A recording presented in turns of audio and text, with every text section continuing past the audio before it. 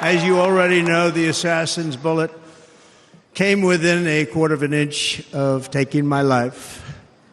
So many people have asked me, what happened? Tell us what happened, please. And therefore, I will tell you exactly what happened, and you'll never hear it from me a second time because it's actually too painful to tell. It was a warm, beautiful day in the early evening in Butler Township in the great Commonwealth of Pennsylvania.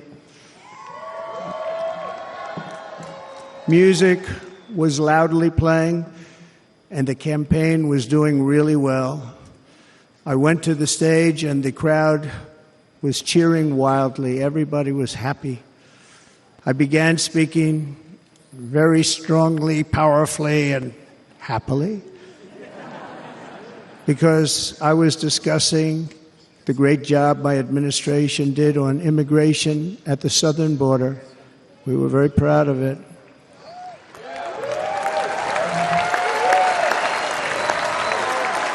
Behind me and to the right was a large screen that was displaying a chart of border crossings under my leadership.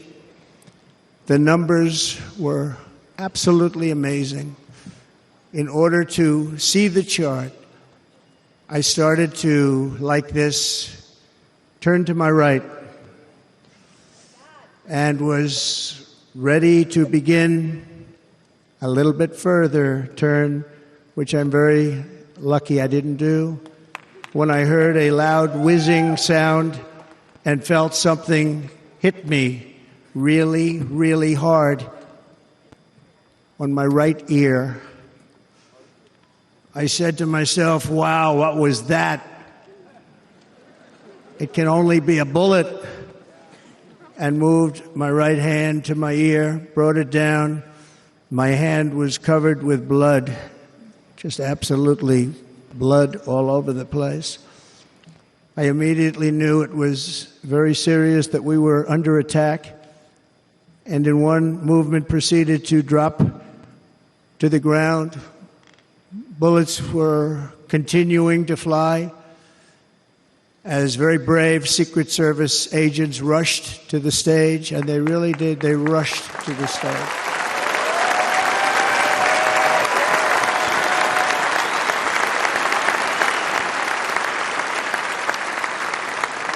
These are great people at great risk, I will tell you, and pounced on top of me so that I would be protected.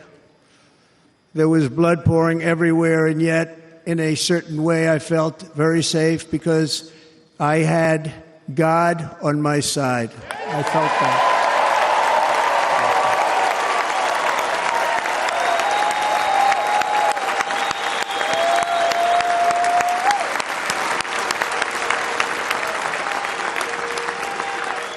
The amazing thing is that prior to the shot, if I had not moved my head at that very last instant, the assassin's bullet would have perfectly hit its mark, and I would not be here tonight. We would not be together. The most incredible aspect of what took place on that terrible evening in the fading sun was actually seen later. In almost all cases, as you probably know, and when even a single bullet is fired, just a single bullet, and we had many bullets that were being fired, crowds run for the exits or stampede, but not in this case. It's very unusual.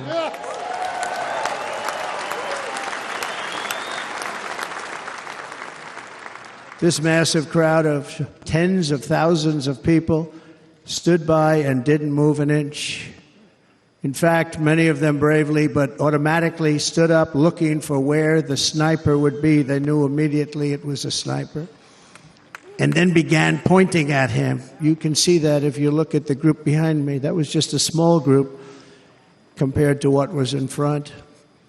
Nobody ran, and by not stampeding, many lives were saved. But that isn't the reason.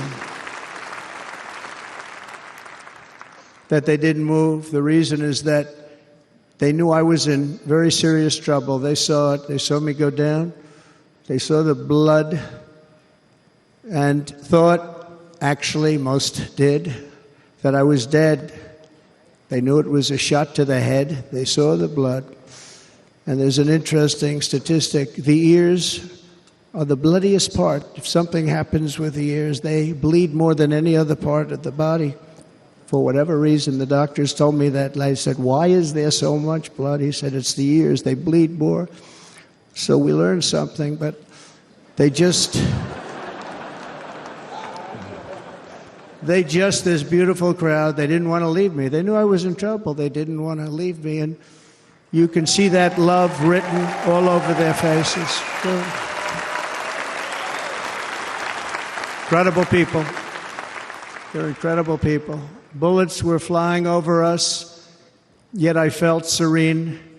But now the Secret Service agents were putting themselves in peril. They were in very dangerous territory. Bullets were flying right over them, missing them by a very small amount of inches. And then it all stopped.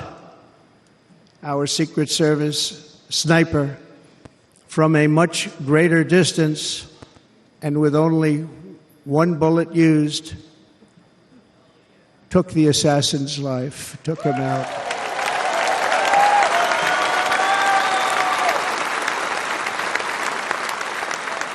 I'm not supposed to be here tonight. Not supposed to be here. Yes, you are. Yes, you are. Yeah.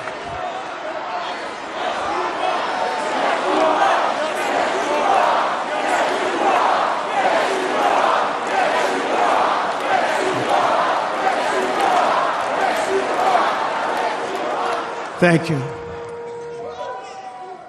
But I'm not. And I'll tell you, I stand before you in this arena only by the grace of Almighty God.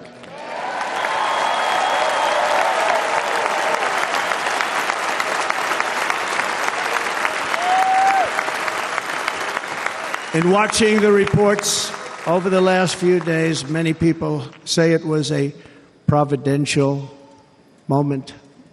Probably was. When I rose, surrounded by Secret Service, the crowd was confused because they thought I was dead, and there was great, great sorrow. I could see that on their faces as I looked out. They didn't know I was looking out. They thought it was over. But I could see it, and I wanted to do something to let them know I was okay. I raised my right arm, looked at the thousands and thousands of people that were breathlessly waiting, and started shouting, "Fight, fight, fight."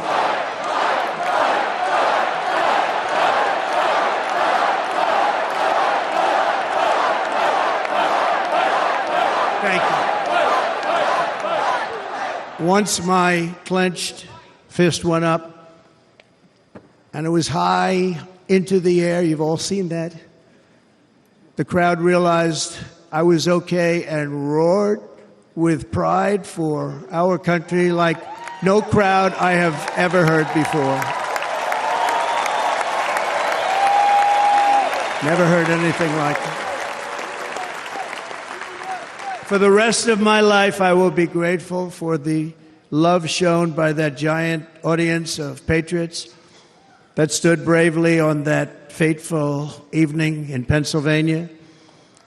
Tragically, the shooter claimed the life of one of our fellow Americans, Corey Comparator.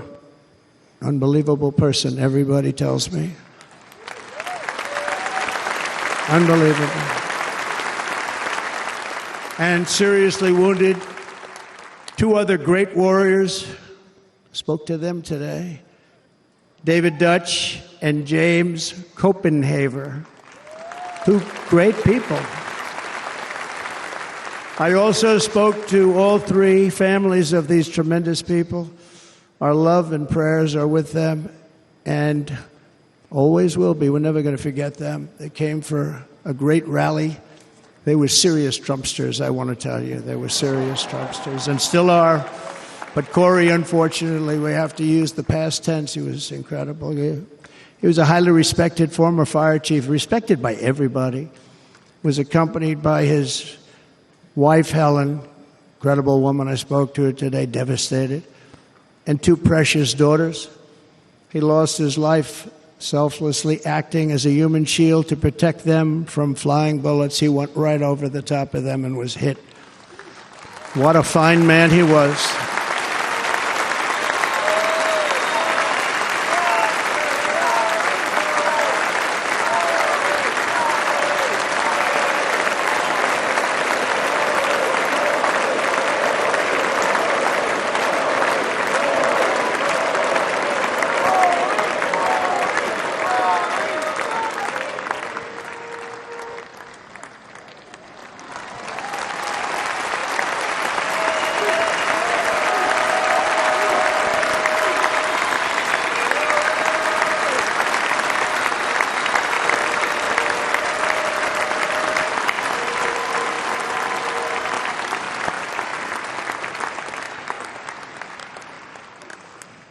I want to thank the fire department and the family for sending his helmet, his outfit, and it was just something, and they're going to do something very special when they get it. But we did something which cannot match what happened, not even close.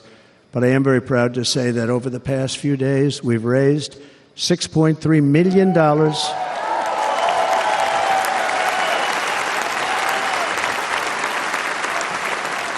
for the families of David, James, and Corey, including from a friend of mine just called up. He sent me a check right here. I just got it. $1 million from Dan Newland. Thank you, Dan. And again, when speaking to the family, I told them, I said, well, I'm going to be sending you a lot of money, but it can't compensate.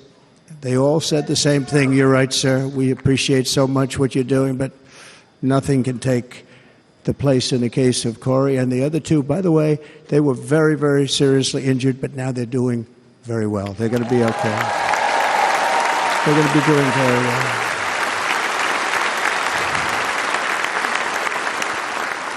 They're warriors. So now I ask that we observe a moment of silence in honor of our friend Corey.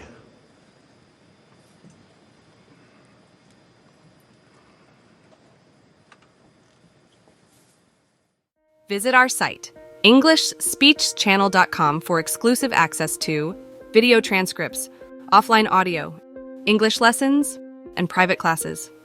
Don't forget to explore our free and new ebooks. Also, subscribe to our weekly newsletter for the latest updates. Links in the description below. Thanks for your support.